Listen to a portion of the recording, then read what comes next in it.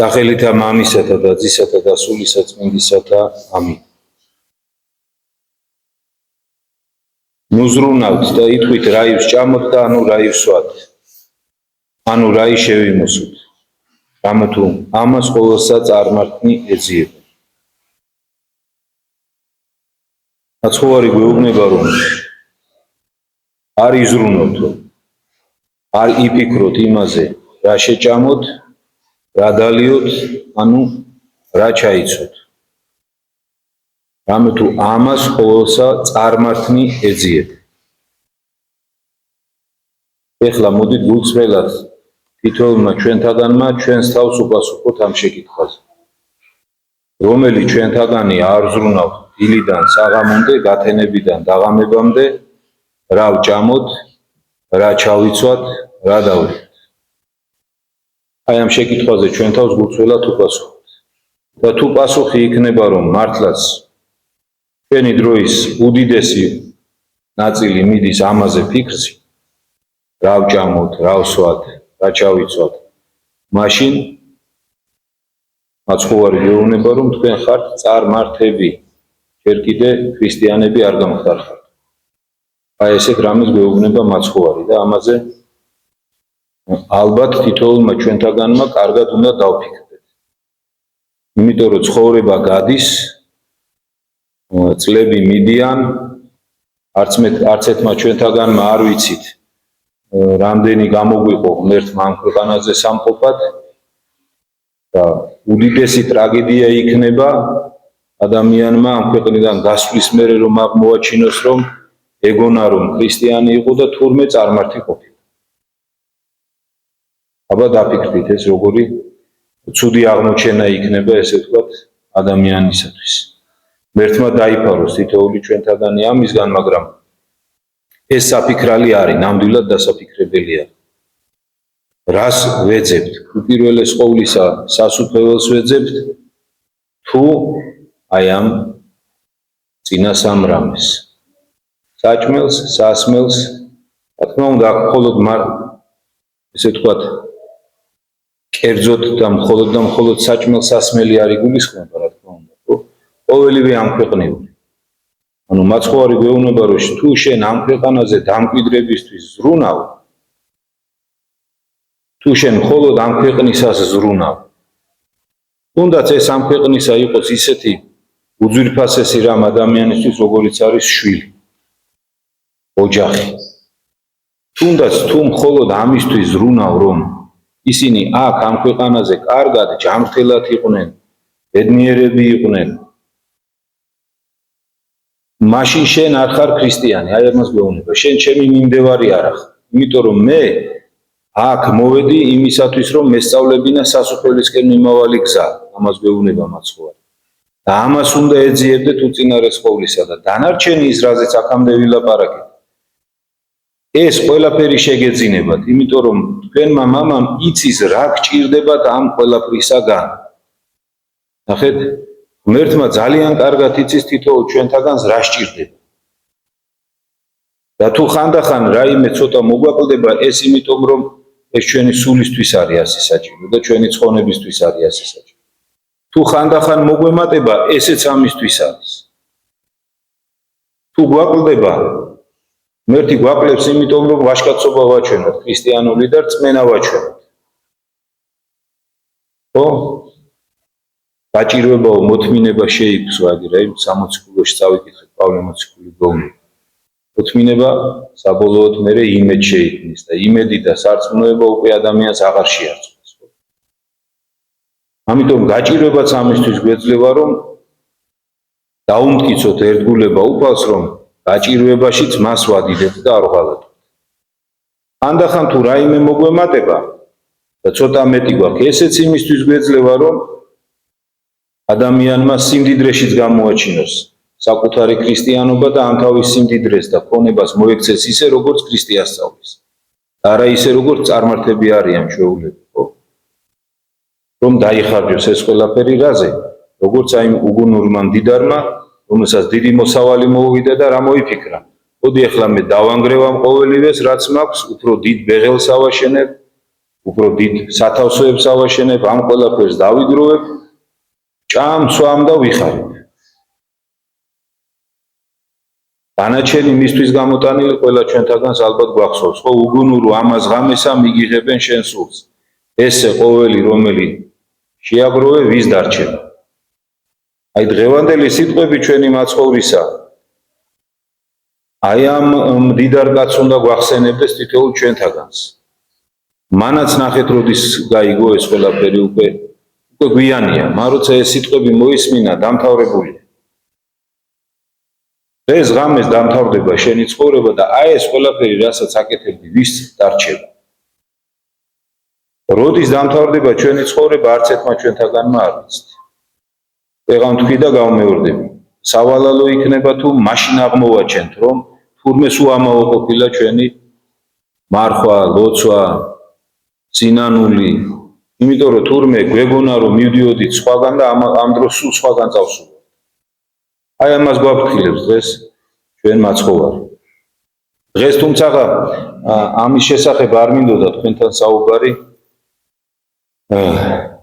უფრო მინდოდა დღევანდელი სახარების პირველ ნაწილზე გამიმახვილებინა ჩვენი ყველას ყურადღება.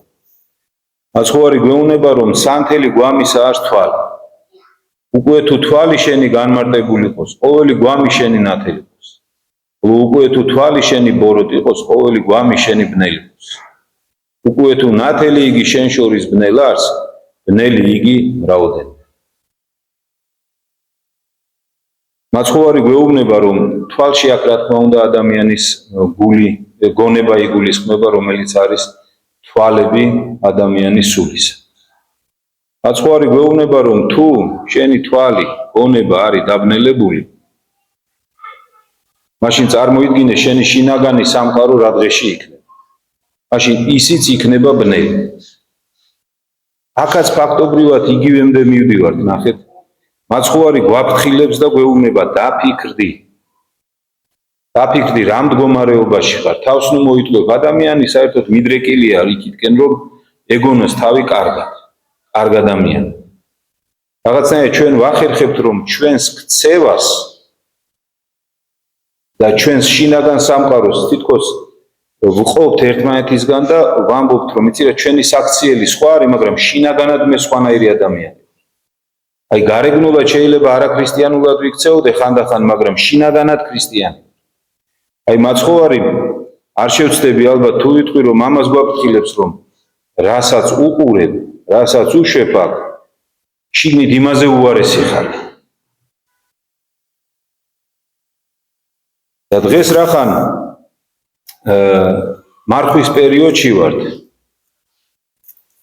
და ასევე ალბათ არ ვიქნები მცდარი თუ ვიტყვი რომ ჩვენს გონებას, თვალს, თუნდაც ხორციელ თვალსაც ყველაზე მეტად დღეს ვნებს ტელევიზია, სანახაობები, ფილმები და ასე შემდეგ.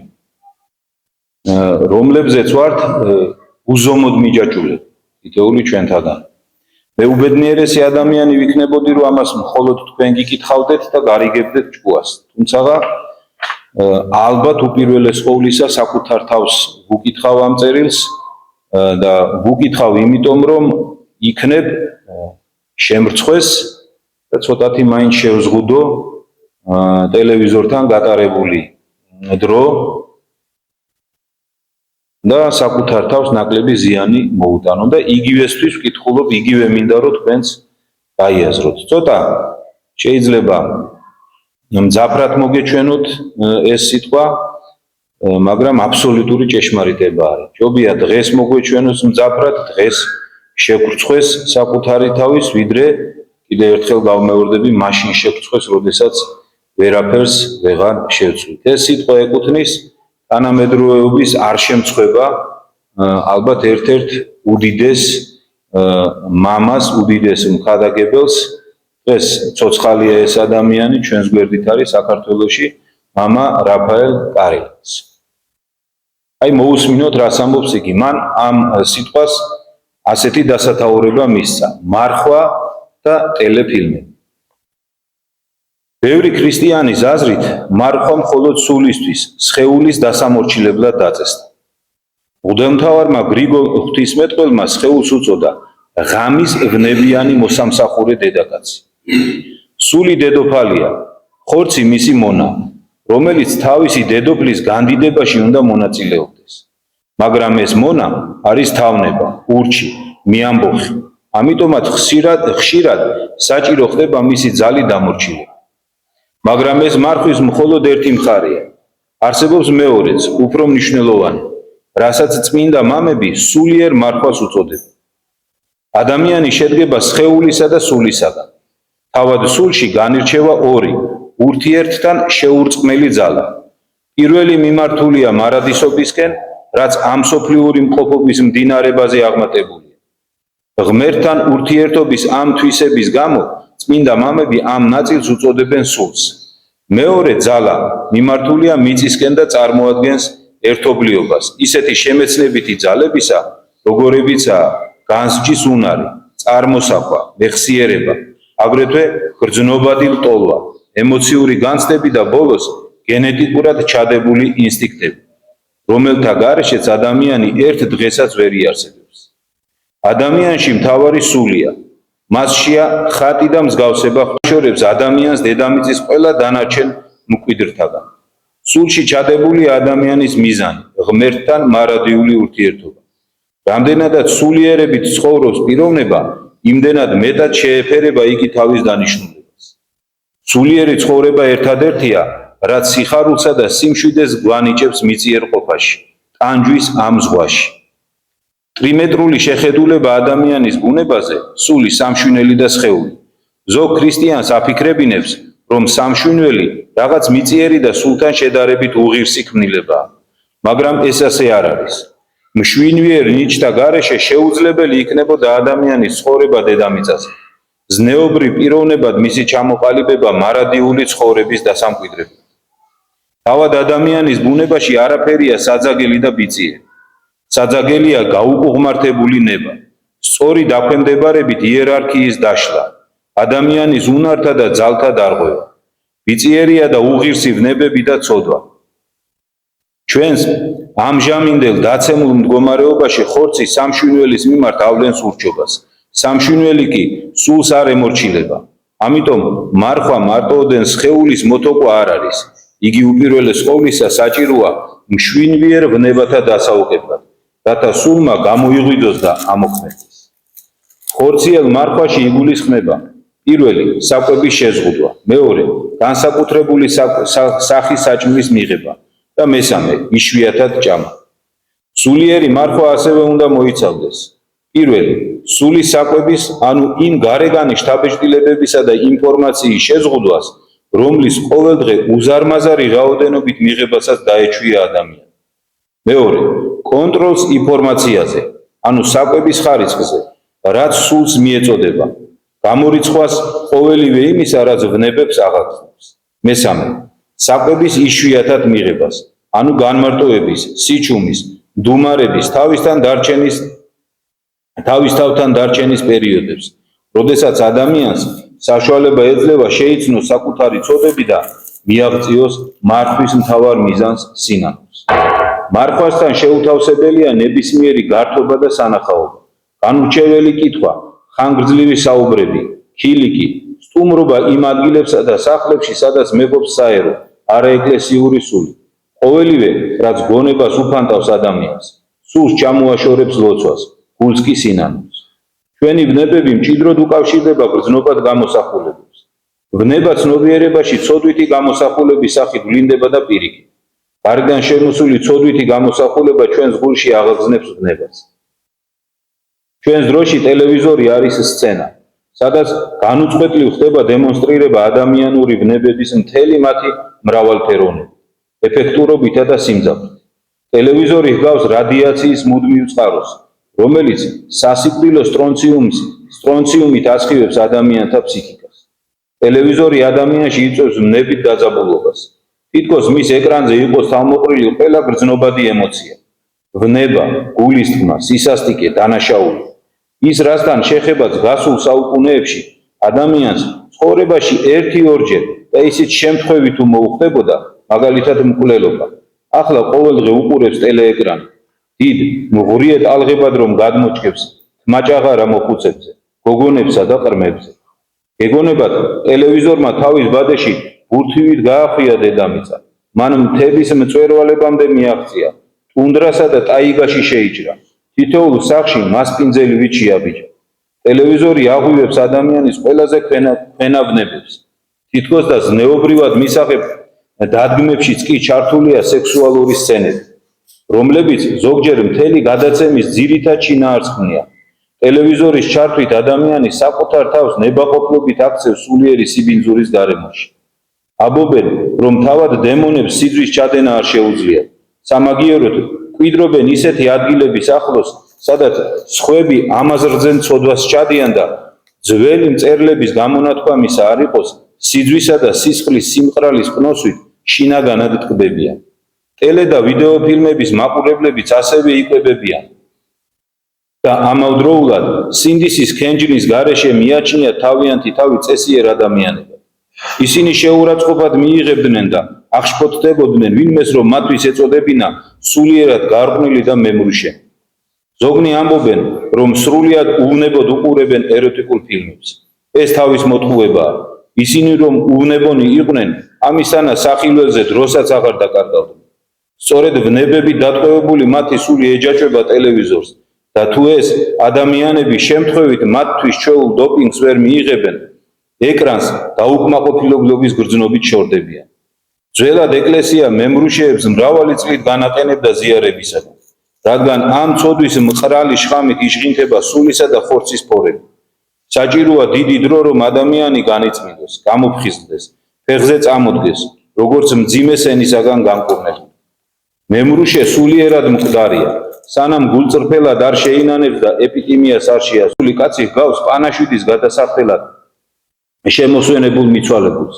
თუმცა ტაძარში დგას, მაგრამ იქ არ არის. არის მისი სხეული, კუბო, სული კი ყრუა და ბრმა. ქვა გვამ გადაქცეული ვეღარ გრძნობს მატლს და არ შეუძლია გულწრფელად ლოცვა. სინანულში იგულისხმება ნებაყოფლებითი სურვილი და მზაობა აღარ ჩაიდინოთ ცოდვა. ბევრი ადამიანი კი ეკლესიიდან სახლში დაბრუნებისას, ზიარების მიღების შემდგომაც კი ჩვეულებრივ საათობით ატარებს დროს ტელევიზორთან. იგი არა მხოლოდ სულიერად არის გამოფიტული, მასში თანდათანობით კვდება წრფელი სინანულის უნარი, ანუ შესაძლებლობა დაკარგული მაგლის დაბრუნებისა. ბოროტების კიდევ ერთი ინფექცია, რასაც ადამიანი ტელევიზორიდან იღებს და ეჩვევა, ეს არის სერიები მკვლელობებსა და ძალადობებს. ძველ რომში ათასობით მაყურებელს იზიდავდა გლადიატორების ბრძოლა ცირკში, ადამიანების შეტკინება ხეცებთან და სხვა ასეთი გასართობები, რომელთა ბრბოების დევიზი იყო პური და სანახაობა. თითქოს ამ სიტყვებით გამოიხატებოდა მთელი მათი ცხოვრება.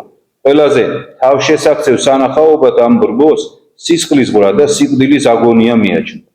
ტელევიზორი ადამიანებს აღწევს სადისტებად, რომლებიც მშვიდად და ფარული სიამოვნებით შეჰყურებენ მკვლელობათა სცენებს. მათ რომ ადამიანური სიყვარული და თანაგრძნობა ჰქონდეთ შერჩენილი, შეძრწუნებულნი შეაქცევდნენ ზურგს ამ საშინელებას. ტელევიზორმა დანაშაული და სისასტიკე ჩვეულებრივ მოვლენად აქცია. აბა ვინმემ გაბედოს და თქვას, რომ ეშინია ძალადობისა და მკვლელობის სცენების ყურებისა და ეზიზღება ისინი. მას ისტერიულ და ნერვებ აშლილ ადამიანად ჩათვლიან. თუ ადამიანი იტყვის, რომ ქრისტიანისთვის უღირსაქციელად მიაჩნია სექსუალური სურათების ნახვა, მას დაუფარავად გამოუცხადებენ, რომ არის თვალთმაქცი და აქვს ძველი დრომოჭმული შეხედულებები. სულს აქვს სამი ნიჭი: გონება, გრძნობა და ნება. ტელევიზორთან განუყრელი ურთიერთობის გამო ადამიანის ნება სუსტდება, გრძნობა ჩლუნგდება და ითხოვს ახალ მბრძავ შეგრძნებებს, დოპინგს, ხოლო გონება ემონება ერთი მეორის შემცვლელ სურათებს, რომლებიც აიძულებენ იცხოვროს რაღაც ფანტასტიკურ, დაუსრულებელი წარმოსახვებით გაჯერებულ სამყაროში. გონებას აქვს ორი ძალა: ხატოვანი და სიტყვიერი აზროვნება. მეტისმეტად უხვი, უმართავი ინფორმაცია განავითარებს უმდაბლეს, მექანიკურ მეხსიერებას, სამაგიეროდ თრგუნავს შემოქმედებით ძალას და ენერგიას. ადამიანი, რომელიც განუწყვეტლივ და უხვად იღებს საკვებს, გადაიქცევა ცხიმის უფორმო გროვად, მას უჭიარი სიმძიმის გამო ფეხებს ძლივს ადგამს. მეტისმეტად ბევრი უმართავი ინფორმაცია ქრონიკულ გაძღომას გავს, რომლის დროსაც კუნთები ქონად გადაგვარდება. გონება სხვათა აზრებისა და იდეების დუნე და პასიური მომხმარებელი ხდება. ტელევიზორის ეკრანზე ნანახი სურათები ტრიალებს მის ქვეცნობიერებაში, ამოტივტივდება მეხსიერებაში, გაიელვებს სიზმრებში, როგორც მოლანდებები. აზროვნება ზედაპირული ხდება, ენა ლაყბობას იწყებს, ფსიქიკის დამცავი ძალები იფიტება, რადგან აღარ შეუძლიათ მოზღვავებულ შთაბეჭდილებებთან გამკლავება. სადღაა მდუმარების გულით ლოცვის ადგილი. ადამიანი საკუთარ თავს ვეღარ ხედავს. ის თითქოს ცხოვრობს არა სახლში, არამედ თეატრში, სადაც წარმოდგენები განუწყვეტლი მიმდინარეობს. წმინდა მამები ამბობენ, რომ არსებობს გონებრივი მოღვაწეობის სამი სახე: შინაგანი, მდუმარე ლოცვით ნაშობი განჭვრეტა, განსჯა და წარმოსახვა. ამასთან ეს უკანასკნელი აზროვნების უდაბლესი სახეა, რადგან გრძნობად ვნებებსა და ფანტაზიებს უკავშირდება. წმინდა მამება ცნებად დაგვიდეს, ვილოცოთ, მივმართოთ მსჯელობას, ამასთან ვიცოდეთ მისი ზომა და საზღვრები. როდესაც ეს პრაქტიკულად გვჭირდება და პირად მეტოქეს. ტელევიზორი კი ხელს უწყობს საპირისპიროს, ადამიანს უვითარებს წარმოსახვას, თრგუნავს მისი გონების შემოქმედებით ძალას და აკარგვინებს ლოცვის უნარს. ადამიანი, რომელიც დროს ტელევიზორთან ატარებს, გავს ღორმუცელასა და ლოცს, რომელიც ყველაფერს განურჩევლად დაუღეჭავადაც კი მtkავს. ამასთან გონია, რომ საეკლესიო ყველა განწესებით დაცვით მართულობს. შეგვეციოს ეკლესიის ლოცვა, მინდა მამების ლოცვა, რომ აი ეს დარიგება მამა რაფაელისა გავიაზროთ, მივიღოთ, გავატაროთ ჩვენ ცხოვრებაში და რაც თავარია არ დავივიწყოთ. რაც არ უნდა გვეგონოს, რომ ეკლესიური ადამიანები ვართ, თუ ისევ ცხოვრობთ, როგორც აქ მამა რაფაელმა აღწერა, ეს არის თავის მოთხოვნა. კიდევ ერთხელ ვიმეორებ, გინდა მღვდელი იყავი, გინდა ეპისკოპოსი იყავი, ვინც გინდა იყავი. მთელი დღეები ატარებ თუ გინდა ეკლესიაში, ყოველ დღე ეზიარ. თუ ისე ცხოვრობ, აი როგორც აღწერა მამა რაფაელმა, და თუ ზიარების მერე ისევ სახლში მივდივართ და არ ვაკეთებთ ესე, რომელი ჩვენთაგანი არ აკეთებს ესე. თუ რომელიღაცა ადამიანს ღვთისწყალობით ბუნებითად უბრალოდ არ უყვარს ტელევიზორთან დროის გატარება, თორე ისე ყველა ჩვენთაგანი. როგორც კი დროს ვიპოვით, დასვენებას რას ვეძახით, ტელევიზორთან წამოვждები. და ეშმაკმა ისიც მოახერხა, რომ ახლა ტელევიზორიც აღარ გჭირდება. ადრე ქემაინც ბუნებით რის საზღვარი ჰქონდა, რომ ტელევიზორთან სხვებიც იჯდნენ და რაღაცას ისე ვერ უყურებდა ადამიანი. და ეხლა ყველა ჩვენთაგან ჩვენი ტელევიზორი გვაქვს ჯიბეში, ამოვიღებთ და 1000 სიბინძურეს უშვებთ ჩვენს გონებაში. 1000 სიბინძურეს. და მერე გვგონა არსისადა. რატომ ვერ ცვლის ჩვენი აღსარება ვერაფერს? იმიტომ რომ ჩვენ მამები გვეუბნებიან, რომ ადამიანი როდესაც გულწრფელად იტყვის აღსარებას, მას ყველა ცოდვა მიეტევება, როდესაც ეზიარება, ის არის ოქროპირი ამბობს, როგორც ცეცხლის მფრქვეველი ლომიო, ეშმაკს ისე ეშინია აზიარებელი ადამიანის. ჩვენ კი მოდი გულწრფელად ვაღიაროთ, ვეზიარები თუ არა, გავდივართ, ვიღაცას განვიკითხავთ, ვიღაცაზე გავბრაზდებით, ვიღაცაზე ცუც ვიფიქრებთ, განვრისხდებით. ანუ ისევ დაგვიფკრო ეშმაკმა, რატო? იმიტომ რომ საკუთარ თავს ვიტყვით. იმიტომ რომ ჩვენი თვალი არის დაბნელებული. და თუ ჩვენი არის თვალი დაბნელებულია, შინაგანი სამყარო ზუსტად იმაზე უარესად დაბნელებულია. იქ ისეთი სიბნელია, რომლიდანაც კაცი გამოღწევას ვერ შეძლებს.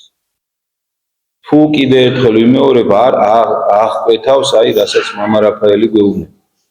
ამიტომ შევეცადოთ ეხლა სიტყვა რომ ძალიან არ გაგვიგრძელდეს. შევეცადოთ რომ შევზღუდოთ. შევზღუდოთ კი არა წესით უნდა ადამიანმა მოსპოს ეს ყველაფერი საკუთარი ცხოვრებიდან ისე ამორიცხულია. მაგრამ შევზღუდოთ მაინცა. შევზღუდოთ მაინცა, ეს მაინც გავაკეთოთ რომ ღმერთმა დაინახოს ჩვენი მონდომება და იქნებ დაგვეხმაროს, მერე წყალობა მოიღოს, რომ უკვე დანარჩენი თვითონ შეგვაძლებინოს, ხო? ჩვენ ხო ვიცით რომ აცხოვარს რო კითხეს მოწაფეებმა რომ ვის შეუძლია ცხონებაო და მაცხოვარმა უთხრა კაცთაგან ესე შეუძლებელ არს მაგრამ არა ღვთისაგან